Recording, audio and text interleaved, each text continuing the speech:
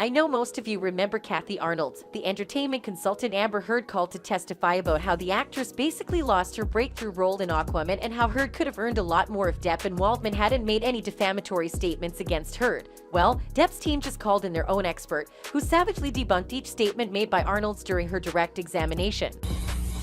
Are you aware that Ms. Arnolds opined that but for the alleged defamatory statements by Mr. Waldman, Ms. Heard would have earned $45 million in the last 18 months and then the next 3 to 5 years? Yes, I am. I'd like to address some of the components of that one by one with you, Mr. Marks. Are you familiar with her testimony that Ms. Heard would continue to make films for approximately $4 million each following Aquaman 2? Yes. Do you agree with that testimony? No. Why not? So, how did Johnny's expert witness destroy Arnold's allegation? And how will this affect Johnny's chance of winning the case? Let's find out. Richard Marks started his testimony by targeting Arnold's credibility, or lack thereof, which makes her opinion about matters she is allegedly an expert on nothing but false. Depp's lawyer proceeded by asking Marks about the test option agreement, which Arnold also mentioned in her testimony. And are you also familiar with her testimony that under those circumstances, an actor will renegotiate a 50 to 100% increase in their salary for the next optional film? Yes, I heard her say that. Do you agree with those opinions? Absolutely not. This time, Depp's team made Marks explain how it works and in the process, established that what Arnold was claiming is not very common practice in the industry. What we're dealing with in this case is a test option agreement. And that's an agreement, it's a multi-picture agreement, and it's the nightmare for people like me. The test is going to take place, let's say, for 10 actors the next morning at 9, and you have to fully negotiate a contract that might cover 4 movies and have it signed before they're allowed to test, so that if they're chosen for the part, we have the full contract. There's no renegotiation. Richard then shifted the attention to Arnold's statement about Amber's stellar acting career by mentioning how Amber was actually under a test option agreement, which means she still needed to be tested by production companies to figure out whether they would consider her in other roles. Significance of the test part in a test option agreement? The test significance is that an established actor usually wouldn't test. They'd be offered the role.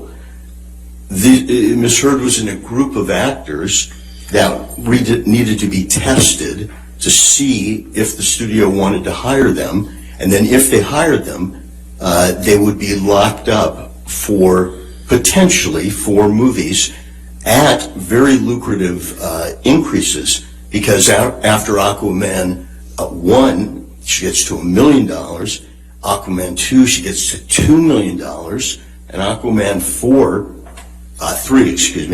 you get to $4 million. These are unheard of bumps if you're going on a normal career and trying to increase your salary by increments. Of course, this statement was able to demolish Arnold's claim that Amber is a very popular actress and that she could have been more if not for her ex-husband's accusations against her. More statements by Arnold were contradicted by Marks. One of them was about the possibility of a renegotiation regarding Amber's salary. Depp's expert witness didn't agree with this and mentioned how this is not how it is in the industry. You assume success. The reason you go from the first Justice League movie where Ms. Heard played Mira the first time, the reason you more than double her salary is you assume success.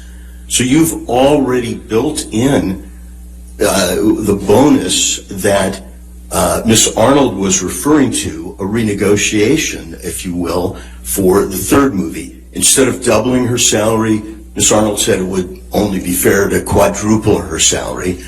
And that's just not the way these idiosyncratic contracts work. They're a very small portion of the contracts we deal with. He also reiterated Hamada's previous statement to support his claims, which is pretty smart of him if you ask me. Marks also pointed out how Arnold's opinions lacked details and weren't supported by tangible evidence. Walter Hamada, who is the president of that part of the studio, said it doesn't happen, they're not going to do it. Miss Arnold, for some substance, says, well, Jason Momoa got to do it, but she doesn't give us any of the details. Finally, one of the highlights of Marks's testimony is when he addresses Arnold's comparison. Fortunately, Ms. Arnold didn't give us any of that background or those building blocks. And then I think yesterday she said, and the other actors renegotiated.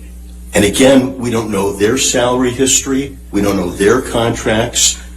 We don't know anything except she's asking you just to believe her as what I refer to as a professional expert. Depp's expert witness wasn't very convinced about the comparison made between Amber and other actors whom Marks claimed to be on a different level from the Aquaman star. Again, they are not comparable. Jason Momoa was Aquaman. Chris Pine was Captain Kirk. Gal Gadot was Wonder Woman. Zendaya has been working on Disney Channel since she was 13. She's in all the Spider-Man movies. She goes by one name. Ana de Armas, when she was in a movie that they call, her breakout, it was as a nude poster. She's been in an ensemble piece, Knives Out. These are not comparables. Now, Ms. Arnold stuck to Jason Momoa, who's the most non-comparable. Well, Amber was visibly not amused by Depp's witness, and rightfully so, especially after Marks just successfully overturned a lot of statements from Heard's side. How about you? Do you think Richard Marks successfully uncovered Amber's lies, and will his testimony help Johnny win the case? Let us know in the comments below.